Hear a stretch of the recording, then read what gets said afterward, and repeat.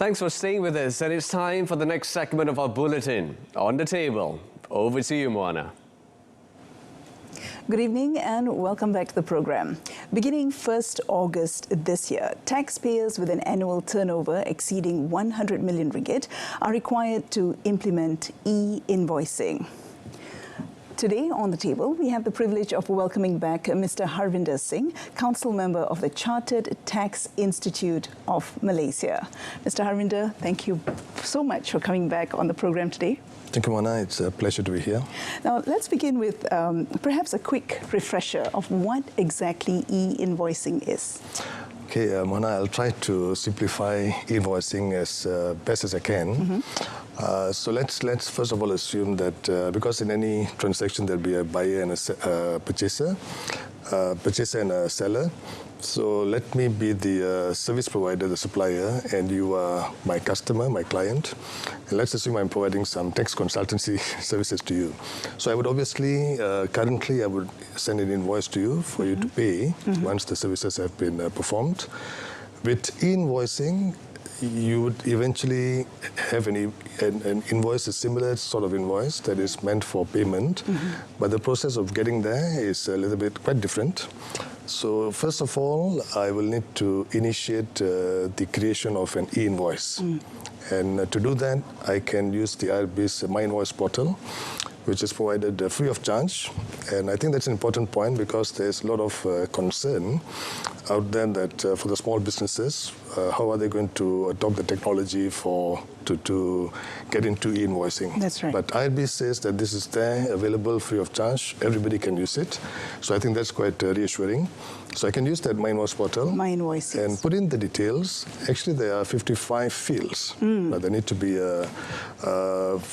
populated. That's pretty extensive. It is, but I believe it's a one-time thing. Once you're already in the system. So once you're into the My Invoice portal, you've set it up, you've done the one-time population, then it's auto-filled, auto-populated subsequently. Right. So for the subsequent transactions, the relevant details, the unique details like the different purchaser, the different IDs and all that, about 6 fields perhaps will need to be filled. Right. So with that, having done that and submitted it for validation, I fill in the details, I submit for validation.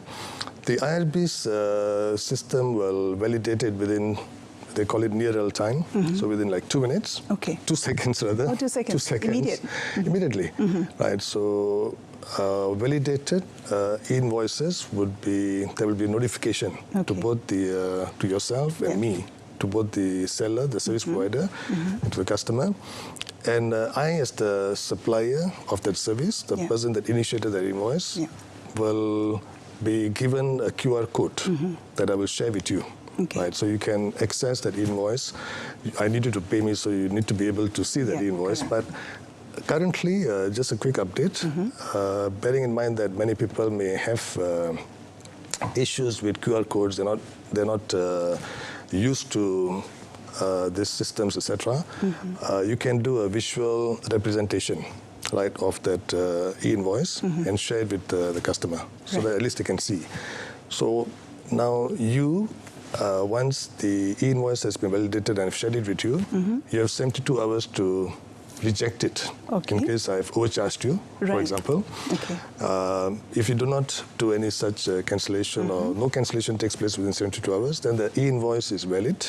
It will be stored in the IRB's database for future retrieval for a period of 10 years. Right, so this e-invoicing system basically involves or rather the tax authorities are privy to all the transactions, the values that take place. It's not to be confused with the the PDF versions of current invoices that are downloaded or uploaded online or sent by email.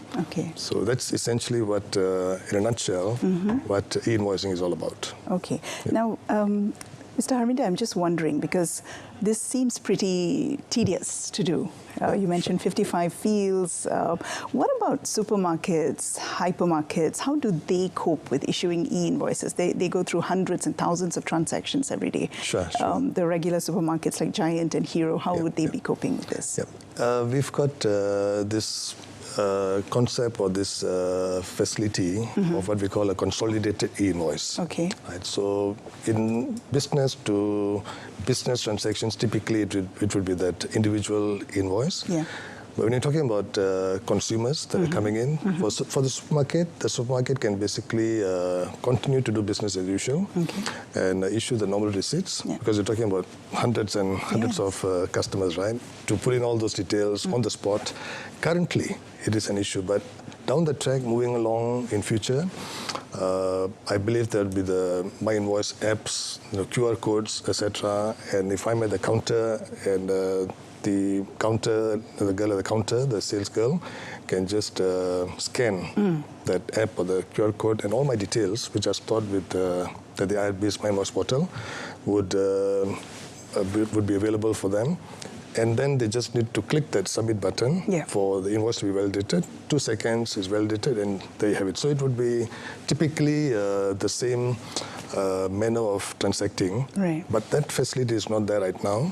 So for now, they continue to issue the normal receipts, but at the end of every month, you need to consolidate all those receipts, and within 7 days of the end of the month, you need to submit a consolidated e-invoice with your details of the receipts, submit it to the IRB for validation, and once validated, that becomes your proof of income. Got it. You don't have to share this with the purchasers because there are no details of the purchasers, right? But again, if any one of the purchasers wants to request for a specific e-invoice individually for that person, you can. You can do so. I see. But you have to make the request within that month. If, let's say, I've gone to that counter and I purchased for my company, I forgot to request for an e-invoice, and then I go back to my office and my boss says, where's that e-invoice? And then I make a request, you can do that. So we've got to be on our toes then. Oh, yes, yeah. Right. Okay. Now, the plan to implement this system for businesses with revenue of more than 100 million ringgit on August 1st, which is literally just a few weeks away, it is on, right? Or do you think there could be a deferment? Well, actually, the feedback from the IRB has consistently been, and up to just a couple of days as well ago, that there will be no deferment. They have set up this testing environment, the sandbox environment, for about 2 months now, where more than 4,300 companies have gone in and taxpayers have gone in and tested the e-invoicing mechanism. And just recently, they've also opened up this production environment where you can actually go in and do real submission of e-invoicing. Okay. And about 100 over companies have already gone in there to participate. This is as a testing ground to make sure that no big the sandbox environment is the testing ground. Okay. But the production environment is actually actual. Okay. So you can start submitting actual invoices. Okay. So the deadline is 1st August, but people are already using Correct. You can go in and you can start using. Okay. So the IRB feels that things are moving along pretty okay. There will naturally be certain initial teething problems and hiccups, but that's quite natural, especially if you're talking about a big mega project. And we'll get to that in a bit. But just a couple of days ago, the government announced that micro SMEs that earn less than 150,000 ringgit annually won't be required to issue e-invoices. So I guess this is welcome news for them. I think, yes, indeed it is, because actually e-invoicing affects all parties, all individuals, all legal entities as well, which means that somebody like we always talk about the nasi lemak seller, the makcik, right? She's also carrying on a business, essentially, and she's required to issue an e-invoice as well. That's right. It adds a layer of complexity to the business operations. Exactly, And the thing is, they would probably not have the capability or the capacity even to do that. So this would be definitely welcome news to parties that do not earn, less than 150,000 annually.